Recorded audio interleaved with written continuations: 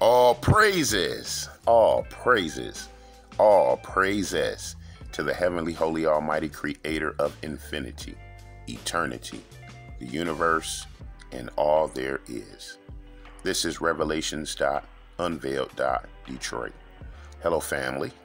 Back together with you once again, just to communicate an article of interest as we are still dealing patiently within this questionable quarantine, this COVID-19 corona containment and captivity. So we're bringing this into consideration for all of us who are inundated with all of these national stories of the pandemic spreading, the infection rate, how many people are dying, etc. And so, as we are out here being super safe and being clean and sanitary, and as they have given us a mandate or a safety itinerary, which is covering your face in public, the social distancing, washing of the hands, wearing of gloves and protective gear.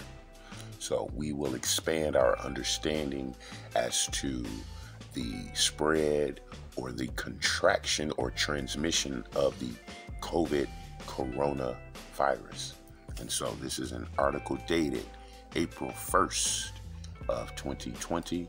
So we will consider the date of April Fool's Day, but we will also take into mind as we mentally marinate and elaborate the details of how we are to operate accordingly within this so-called pandemic pariah, as it may be.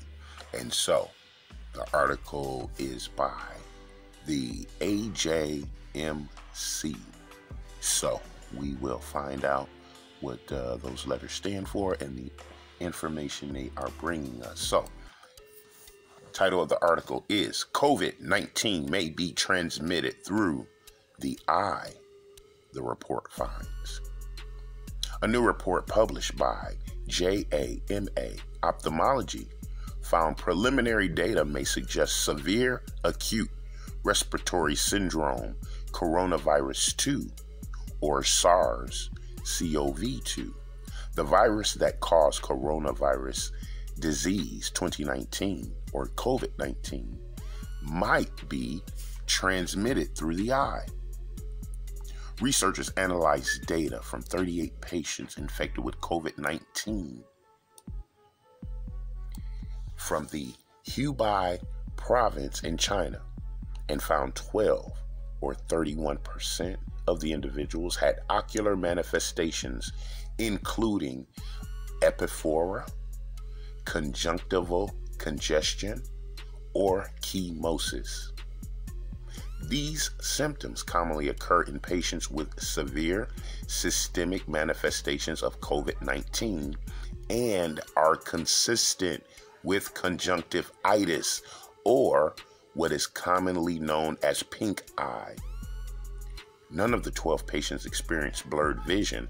However, by univariate analysis, patients with ocular symptoms were more likely to have higher white blood cell and neutrophil counts and higher levels of procalcitonin C, reactive protein, and lactate dehydrogenase than patients without these ocular symptoms or symptoms of the eye, the researchers found.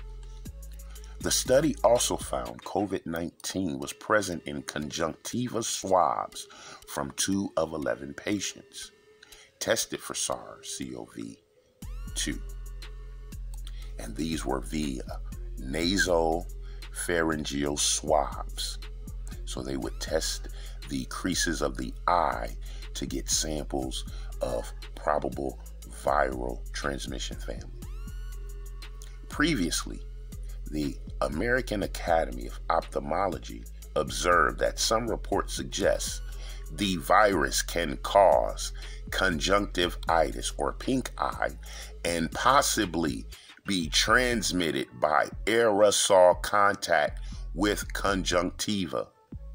The AAO, or the American Academy of Ophthalmology, reported that there is a low risk of spreading COV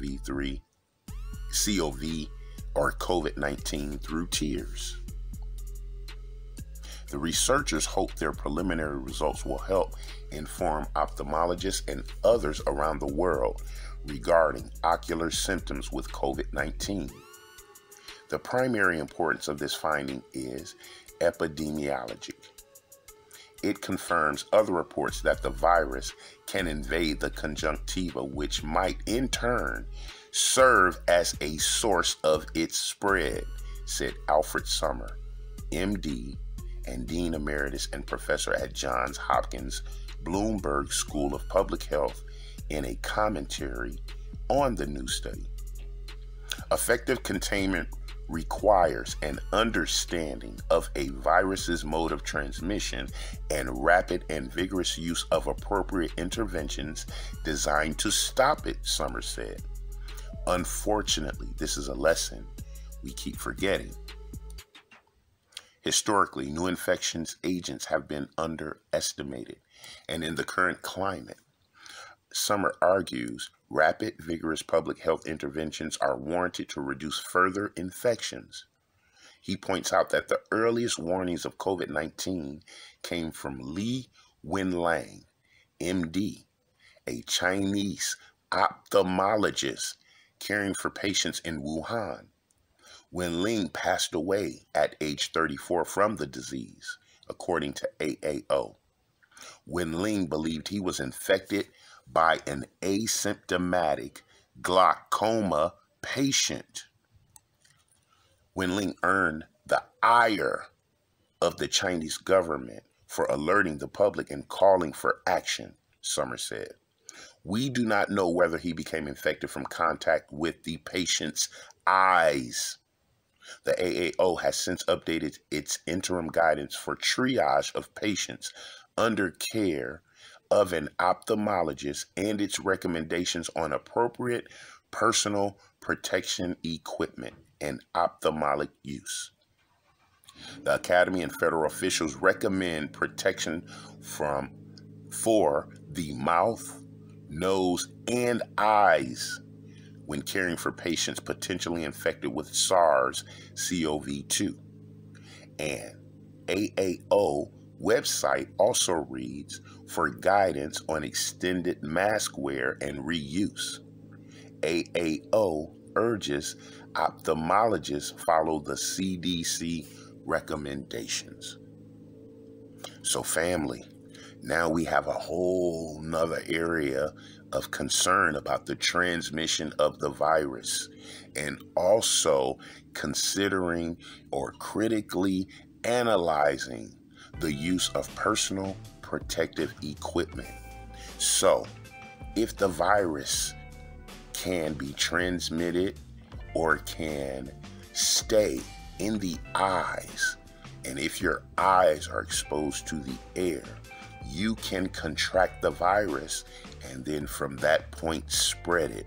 So just wearing a mask is not preventing or slowing the disease. Well, I'll take that back. It is slowing it down from the breathing exchange, but the virus is airborne. So if it is in the air, it can get in your eye. If it can get in your eye, you then can become infected. So that is the overall important message of this presentation. The COVID-19 virus can infect your eyes whether or not you are wearing a mask. So family, let us be intellectually critical, financially critical, and spiritually critical of the information presented to us on a daily basis. And so family, this is with love and of care and concern and compassion for the holy hidden nation and the brothers and sisters of the world. And so, as we continue our spiritual battle against this paralyzing pestilence, we will reconvene, Lord willing, in truth and safety and warmth and love. And until we are together again, I love you. I love you. I love you. This is Revelations.Unveiled.Detroit. And stay safe, family.